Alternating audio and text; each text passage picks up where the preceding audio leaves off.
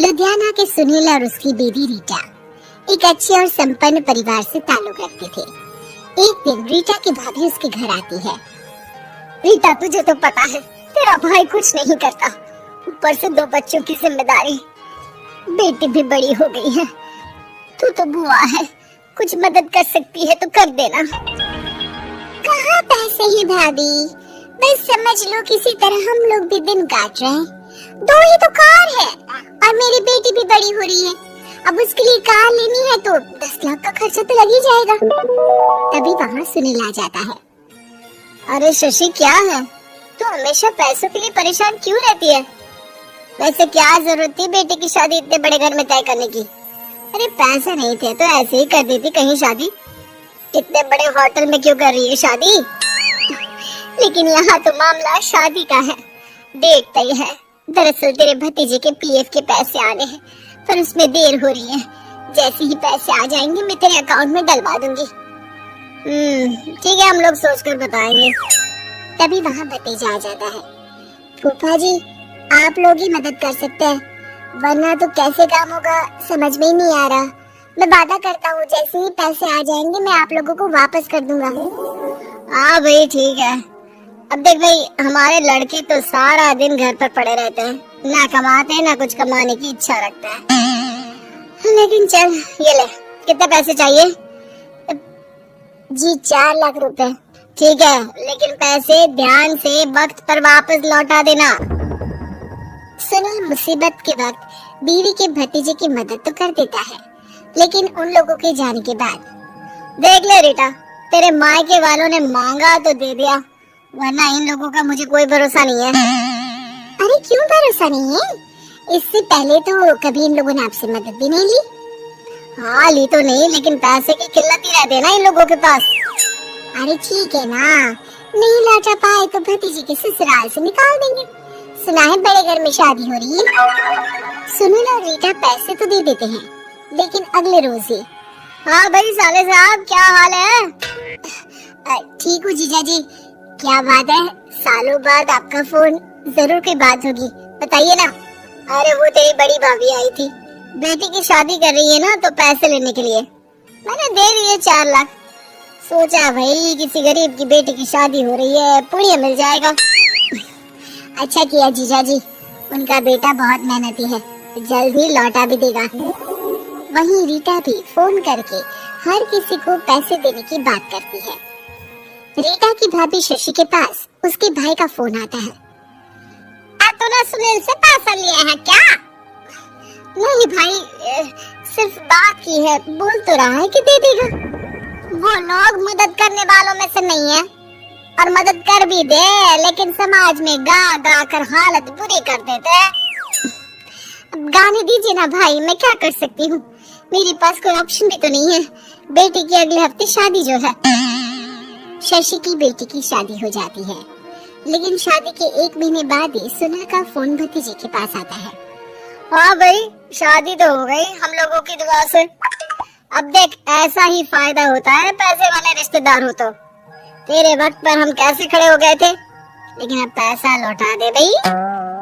जी, मैंने पीएफ के लिए अप्लाई कर दिया था, उसकी नोटिफिकेशंस मैं आपको भी भेज देता हूँ। मुझे लगता है 10 दिन में पैसे आ जाना चाहिए। जैसे ही पैसा आएगा मैं आपके अकाउंट में डाल दूंगा। और ना जी ना, कोई नोटिफिकेशन नहीं चाहिए, पैसा चाहिए पैसा। ठीक है अंकल, बस 10 दिन का समय दे दीजिए। अभी हफ्ता भी पूरा नहीं होता कि भतीजे के पास उसके गांव के दूर के चाचा का फोन आता है। और अब तक क्या बात है, सुनील के कोई पैसे ले रखे हैं तो दे क्यों नहीं देता? हाँ चाचा जी, बात तो हुई थी, 10 दिन का वक्त मांगा है, उम्मीद है हो ही जाएगा। और अब फोन कर रहा है, रोज बता रहा था कि बेटी की शादी में मदद की थी। अब क्या है ना, भले ही शादी 10 दिन रोक देते, लेकिन सुनील से मदद नहीं लेनी चाहिए थी। याद है ना, मधु की मदद करके कितना बदनाम कर दिया था उसने पूरे घर को सोसाइटी में। हाँ चाचा जी, मैं भी यही सोच रहा था कि उन लोगों से मदद नहीं लेनी चाहिए थी। कई लोगों के फोन आ चुके हैं। वही रीटा अपनी भाभी को फोन कर देती है। क्या है भाभी, कब पैसे लौटाओगी? पता है ना ये कितना बोल रहे थे, तुम्हारे बोलने पर मैंने पैसे दिए हैं।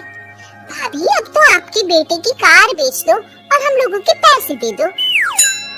अरे लेकिन रीटा, बात तो 3 महीने की हुई थी ना, अभी तो 2 महीने भी नहीं हुए पैसा लिए, थोड़ा तो सब्र करो। नहीं नहीं भाभी, वैसे मेरा बेटा डिक्कू आ रहा है आप लोगों के घर रहने के लिए, उसको अच्छे से खिलाना पिलाना, समझी? भाभी को समझ में नहीं आता कि वो क्या करे, वो बेटे से बात करती है। अरे माँ, इन लोगों से मदद लेकर सच में बहुत बड़ी गलती कर दी। मुझे खुद समझ में नहीं आता कि कैसे इन लोगों के पैसे जल्द से जल्द दे दूं। तभी डोरबेल बजती है और रीटा का बेटा डिक्कू घर में आता है। आओ बेटा, मामी के घर पहली बार आए हो रहने?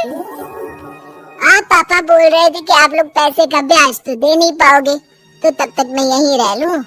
और हाँ, मैं एसी के बिना नहीं सो पाता, आप लोग अपना देख लेना और पैसे जल्दी लौटा देना, क्योंकि मैं थोड़ा जल्दी जाना चाहता हूँ।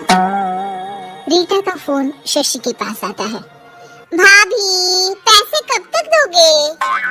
बेटे की विदाई के बाद शशि के घर का माहौल बिल्कुल बदल जाता है। वो हर वक्त बेटे से उसके पीएफ के पैसे पूछती, और पीएफ यानी कि सरकारी काम।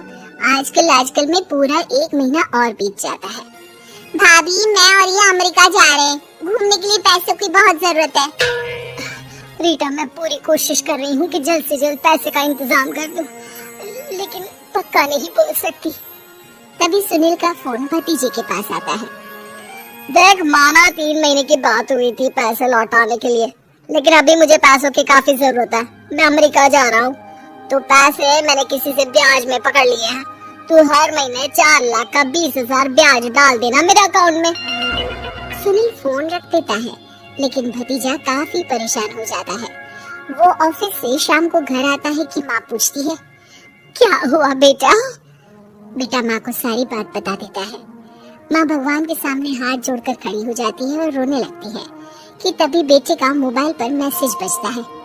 माँ, पीएफ के पैसे आ गए। और वो ऑनलाइन ही सुनील के पैसे वापस कर देता है। भला हो भगवान का। लेकिन आज एक बात तो समझ में आ गई, मदद हमेशा उन लोगों से लो जो मदद के बदले आपसे मदद में दी गई रकम ही वापस लें, न कि समाज में आपकी इज्जत।